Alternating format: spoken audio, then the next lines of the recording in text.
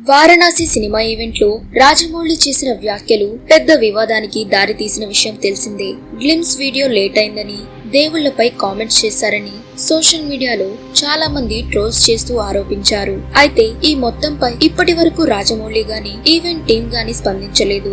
అయితే ఈ విషయంలో తాజాగా జబర్దస్త్ కమెడియన్ హైపర్ ఆది రియాక్ట్ అయ్యాడు. ప్రేమంటే మూవీ ప్రీ రిలీజ్ ఈవెంట్ లో మాట్లాడుతూ రాజమౌళి గారు దేవుడిని అవమానించలేదు, గ్లిమ్స్ వీడియో లేట్ అయిందని హనుమంతుడిపై కోపంగా అన్నారే తప్ప ఎవరిని అవమానించలేదు అని స్పష్టం చేశాడు. అదే కాదు, సోషల్ మీడియాలో హీరోల్ని, డైరెక్టర్లను ఇలా కారణం లేకుండా ట్రోల్స్ చేయడం చాలా దారుణమని ఆది ఆవేదన వ్యక్తం చేశాడు.